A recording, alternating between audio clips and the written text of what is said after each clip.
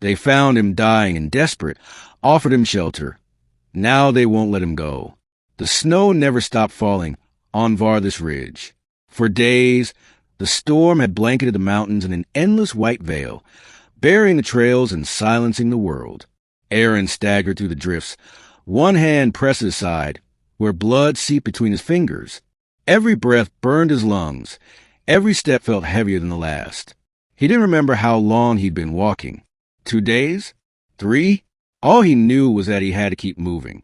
If he stopped, the cold would claim him just as surely as the enemy patrols that ambushed his unit. When his knees finally buckled, he thought it was over. The snow embraced him like a grave. His eyes closed. Then warmth. A glow pierced the storm. Voices, strange, melodic, echoed in his fading mind. Soft hands lifted him, unfamiliar but gentle, and carried him into darkness that smelled of herbs and wood smoke. The awakening. Aaron woke to the sound of running water and crackling fire. He lay on a bed softer than any army cot, wrapped in furs that radiated warmth into his bones. His side was bandaged with strange iridescent cloth, faintly pulsing with light. He blinked, disoriented. The room around him wasn't human. Walls were carved into living wood, its surface glowing faintly with veins of blue luminescence. Shelves lined with crystal jars hummed softly. Then he saw her.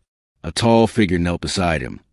Her skin pale like moonlight, her hair silver and braided with threads of gold, her eyes violet and unblinking, studied him with quiet intensity. She wasn't human. He'd seen her kind before on the battlefield, the Ve'ari. To humans, they were enemies. To him, right now, she was salvation. "You're awake," she said, her voice soft but firm.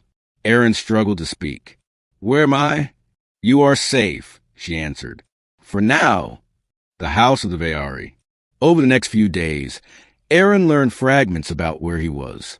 The shelter belonged to a small Ve'ari enclave hidden deep within the mountains, far from the war. They called themselves the Cariel. Unlike most Ve'ari clans, they had rejected the endless fighting between their people and humans, choosing isolation over bloodshed. The silver-haired woman was named Sarai, healer of the enclave. She treated his wounds with methods unlike anything he'd known. Shimmering powders that sealed flesh, strange chants that eased pain, and water drawn from luminous springs that quickened his recovery. But as days passed, Aaron realized something strange. No one mentioned letting him leave. Every time he asked, Sarai's expression tightened. "You are not ready," she'd say. "The storm still rages." Or, "Your wound must close fully. It is not safe beyond our borders." At first, he believed her, but the storm ended. His strength returned. Still, they would not open the gates. The silent village. The enclave was beautiful, almost hauntingly so. Houses were grown rather than built, shaped from living trees whose branches wove into domes overhead. Crystals embedded in the bark glowed at night, painting the snow in soft blues and purples. Waterfalls froze into shimmering sculptures, and children with luminous markings on their cheeks laughed as they slid down icy slopes. Yet despite the beauty, there was tension in the air. Whenever Aaron walked through the village, whispers followed him. Some looked at him with curiosity, others with suspicion, a few with something else, an intensity that unsettled him. Sarai never left his side. She showed him their customs, their food, their rituals. She taught him the names of the stars and their language. And slowly, against his better judgment, Aaron found himself drawn to her calm presence. She laughed rarely, but when she did, it was like snow melting in spring. Still, one truth gnawed at him. He was a prisoner here. The council's decision. One evening, Aaron overheard voices outside the healing hall. He crept to the doorway and listened. "He cannot be allowed to leave," a male voice said. "He knows too much of our sanctuary."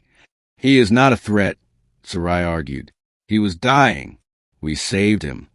"Humans always bring war to what they touch," another voice snapped. "If the others find us." "He will not betray us," Sarai insisted. "I swear it." "Swear all you like," the elder hissed. "The council has decided. He stays." Aaron's blood ran cold. They weren't keeping him for safety. They were keeping him forever. The attempt.